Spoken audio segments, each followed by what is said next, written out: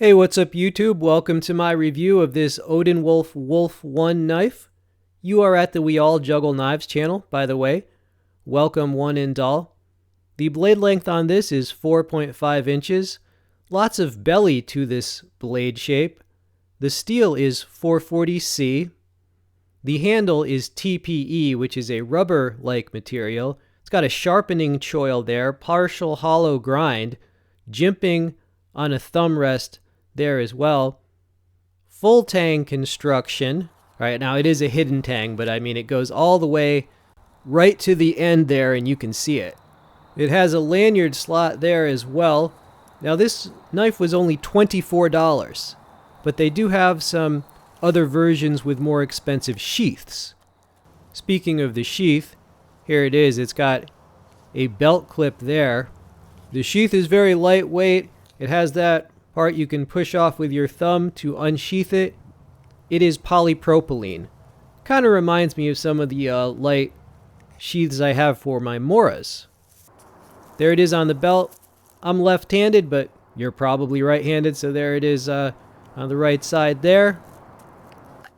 Now they do have sheaths that have a holder for a fire steel as well. Alright, here I am cutting a variety of materials with this knife. That is heavy nylon strap material, sort of like a seat belt. And I hope you enjoy the background there. I tried to give you guys a nice scenic background. It does well on this material. You can just slice it through, like draw it across, or you could even push the belly of the knife just straight through. Alright, so it did excellent on that material. Alright, a little bushcraftiness, putting a notch on this stick. So what's up with notches and bushcrafters, huh? Well, you know, if you put two squared off notches on two pieces of wood, you have Lincoln logs. Remember Lincoln logs from like the frickin' 1970s? I do. But once you can notch things, then you can fit things together and build structures, parts of a shelter, parts of a trap. You know what I mean? So yeah, notches are kind of like the best beginner bushcraft type stuff, along with fire steel usage. Alright, so you saw the notch there. Here I am drawing it down this piece of wood. If you needed to thin out a piece of wood for some reason, you need to fit it somewhere, or maybe you would go all the way and make it like a pointy stick, you know, to hunt a hog like Rambo or toast marshmallows. Alright, that's me. Yes, what's up? What's up? We're going to do some whittling.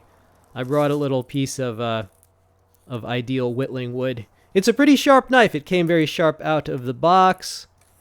So if you had to sharpen a pencil, let us say, out in the field, this would definitely do well at that task. Hope you're all doing well these days, except for that one subscriber who seemed to be depressed, and he said, of course we're not doing well. We're hoarding knives. Alright, well that's collector therapy, and there's our pointy piece of wood. Alright, this is my fire steel, and I brought along some shavings that I use to start fires, and that keeps them dry. Let's test out the spine of this knife. Can it be used as a striker? There's the rock of fire making there. Alright, let's see.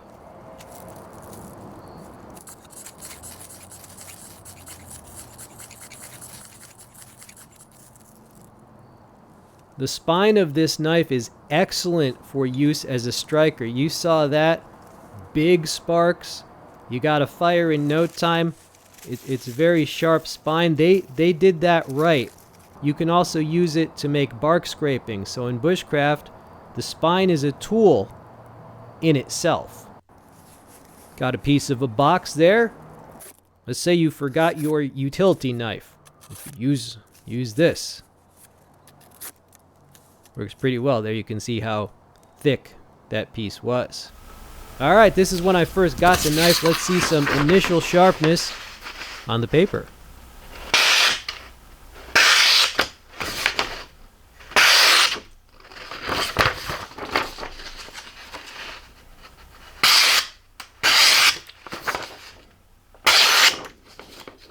They did an excellent job on the edge. It was fairly sharp right out of the box.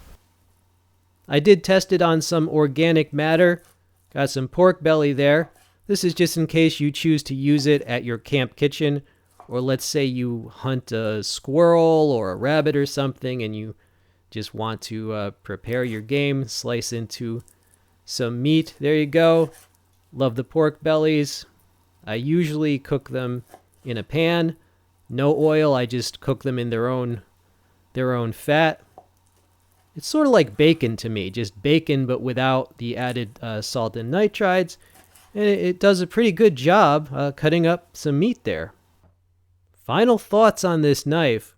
It's really very useful for cutting a wide variety of materials. You can cut nylon strap material, paracord, you can whittle wood, you can notch wood, you can break down boxes, you can slice up game, you can slice meat, use it in your camp kitchen. I like that the tang goes all the way to the end. That's strong construction. Now the blade shape is optimized for piercing to start cuts and slicing, right? So very useful. That handle material is soft and comfortable, and it is also lightweight, and the sheath is lightweight as well. This is not going to weigh you down. The blade length is a nice intermediate length. It's not too long and not too short. It's handy. For the price I paid, $24, I really cannot complain at all. This is a good value. It arrived sharp, definitely. They did the edge right. They did the spine right, too. That spine produced big sparks.